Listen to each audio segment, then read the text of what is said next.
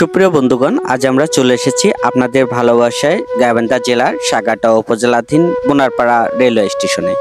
চলুন দেখা যাক আমাদের গ্রাম বাংলার ড্রোন ভিউয়ের মাধ্যমে।